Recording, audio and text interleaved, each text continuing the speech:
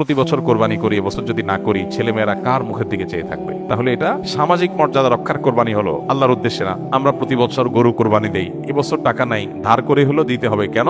কারণ আমাদের মুখ থাকবে না, মান সম্মান থাকবে না যদি ছাগল দেই। মানুষ মনে করবে গরিব হয়ে গেছি। এই যে মানুষ কি মনে করবে সেই চিন্তা থেকে আমি গরু কোরবানি করলাম, অর্থহীন হয়ে যেতে পারে কোরবানি। নতুন আত্মীয় হয়েছে, অন্যান্যবার কোরবানি করি বা না করি, এইবার তো করতেই হবে। মেয়ে বিয়ে দিয়েছি, বিয়ের বাড়ির মেহমানরা আসবে, তারা জানবে, এবার কোরবানি না দিলে তো মুখ থাকে না। কোরবানি আমার উপরে আবশ্যক হয় না, তারপর আমি কোরবানি করতেছি কেন? ব্যয়কে দেখানোর জন্য। এখলাস নষ্ট হয়ে গেল। কোরবানির ইবাদতটাতে এক অদ্ভুত দৃশ্য আমাদের দেশে দেখা যায়। যারা যত বেশি প্র্যাকটিসিং, তাদের কোরবানির পশুর সাইজ সাধারণত তত কম থাকে। আর যারা যত বেশি নামাজ কালাম কম পড়ে, ইসলাম থেকে যত দূরে, তাদের কোরবানির পশুর সাইজ তুলনামূলকভাবে তত বড় হয়। নামাজ নাই, কালাম নাই, ইবাদত নাই, বন্দেগী নাই, কোরবানির বেলায় মাশাআল্লাহ 4টা-5টা আছে। কারণ এটাতে বেটাগিরি জাহির করা যায়। কি কি কাজ করলে কোরবানি অর্থহীন হয়ে যেতে পারে? কোরবানি অর্থহীন হয়ে যাওয়ার জন্য সবচেয়ে বড় যে কাজটি হতে পারে সেটা হলো লৌকিকতার কারণে, আল্লাহর সন্তুষ্টি অর্জন ছাড়া অন্য কোনো কারণে যদি কোরবানি হয়, তাহলে সেই কোরবানিটা অর্থহীন হয়ে যেতে পারে। কোরবানিটার সওয়াব পাওয়া থেকে আমরা বঞ্চিত হতে পারি। আল্লাহর কাছে এর কোনো বিনিময় আমাদের নাও থাকতে পারে যদি আমাদের এখলাস না থাকে। কোরবানিতে এখলাস খুব কমই থাকে। কোরবানিকে ঘিরে যদি আপনি বলেন সবচেয়ে বড় সতর্ক থাকার জায়গাটা কোনটা, তো আমি বলবো নিয়তকে খালিস করা। অন্য অনেক ইবাদত আছে, নামাজের ক্ষেত্রে আমরা আল্লাহর জন্য নামাজ পড়ি, সেখানে আসলে এখলাসের অভাব এত বেশি থাকে না। কোরবানির মধ্যে এখলাসের অভাব যত বেশি থাকে। মূলত কোরবানি এমন একটা ইবাদত যেখানে আল্লাহর উদ্দেশ্যে আমি পশু জবাই করছি, আবার পশুর গোশতটা আমার ঘরে তুলছি, অর্থাৎ ফিডব্যাকটা আমি পাচ্ছি। এরকম জায়গা যেখানে অর্থনৈতিক বা আর্থিক ইবাদত, সে আর্থিক ইবাদতের ফিডব্যাক বা উপকারিতা যদি আমরা নিজেরা পাই, সেখানে এখলাস ধরে রাখাটা আসলে কঠিন হয়। কোরবানিটা সেরকম একটা ইবাদত। এজন্য আমি কোরবানি কেন করছি এটা আগে ক্লিয়ার করতে হবে। আল্লাহ বলেছেন লা ইয়ানালাল্লাহু লুহুমুহা ওয়ালা দিমাউহা ওয়ালাকিন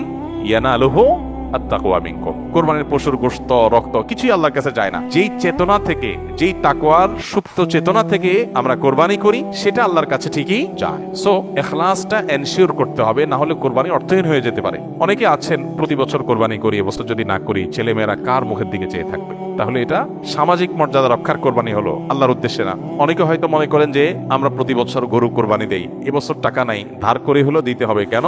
কারণ আমাদের মুখ থাকবে না, মান সম্মান থাকবে না যদি ছাগল দেই। মানুষ মনে করবে গরিব হয়ে গেছি। এই যে মানুষ কি মনে করবে সেই চিন্তা থেকে আমি গরু কোরবানি করলাম, অর্থহীন হয়ে যেতে পারে কোরবানি। ঠিক একইভাবে নতুন আত্মীয় হয়েছে, অন্যান্যবার কোরবানি করি বা না করি, এবার তো করতেই হবে। মেয়ে বিয়ে দিয়েছি, বিয়ের বাড়ির মেহমানরা আসবে, তারা জানবে, এবার কোরবানি না দিলে তো মুখ থাকে না। কোরবানি আমার উপরে আবশ্যক হয় না, তারপর আমি কোরবানি করতেছি কেন?